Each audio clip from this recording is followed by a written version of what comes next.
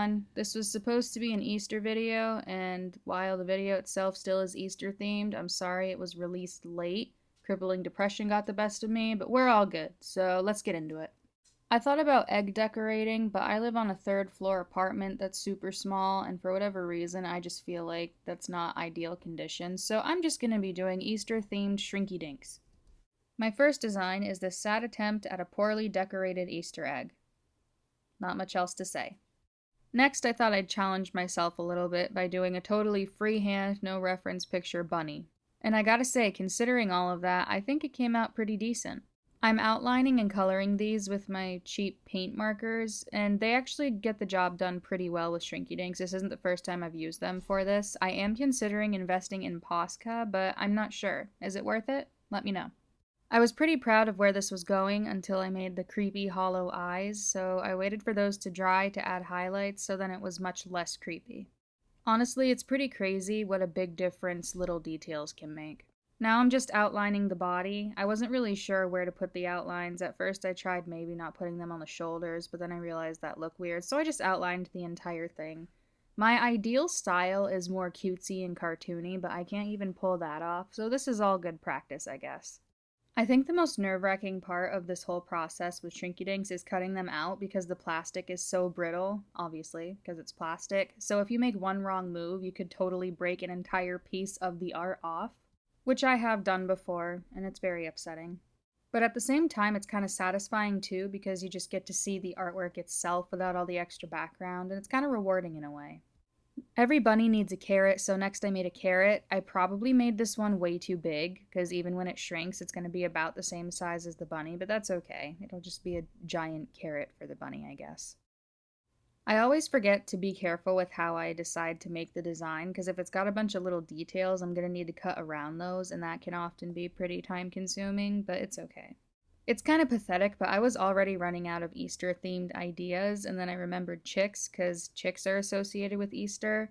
I just went with a more egg with a chick design, I guess you could say, because I didn't even want to try the wings, because the wings were just going to ruin it even more than it already is. So yeah, I have this egg-shaped chick thing.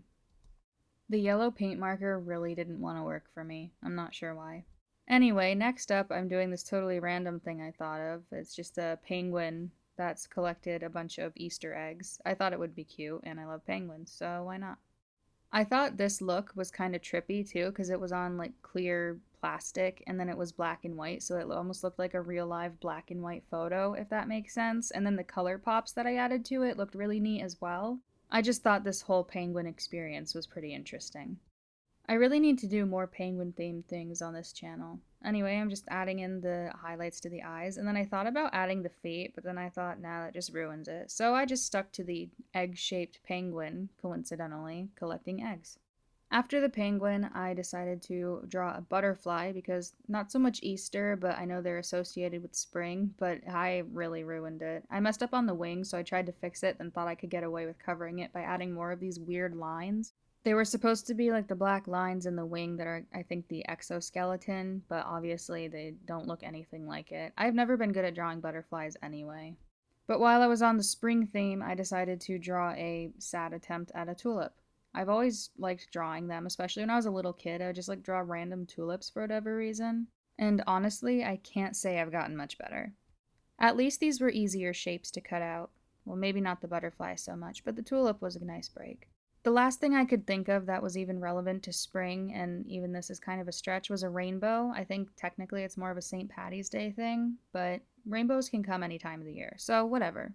I thought about outlining the colors in black, but these paint markers take forever to dry, and you can't use more than one at a time because they need to dry, so that would have just been really sloppy, but as you can see, the colors are bleeding into each other anyway, so this was just really a catastrophe. I really didn't even get the shape of the rainbow right, so I guess at this point I didn't really even care anymore. At least it's got all the colors in the right order. Anyway, I gathered all the Shrinky Dinks and I put them in the oven and now they're shrinkified. So here they all are. They look pretty bad. The only ones I actually care for really are the bunny and the penguin. Also the stem of the tulip came off if you look close enough, and that was kind of a bummer. So yeah, everything but the bunny and the penguin are garbage. The rainbow is okay-ish, and I only say that because the outlining somewhat saved it, but even then, that's going a little far. Anyway, sorry I didn't upload on Easter. I hope you still enjoyed this, and I will see you all next time. Bye!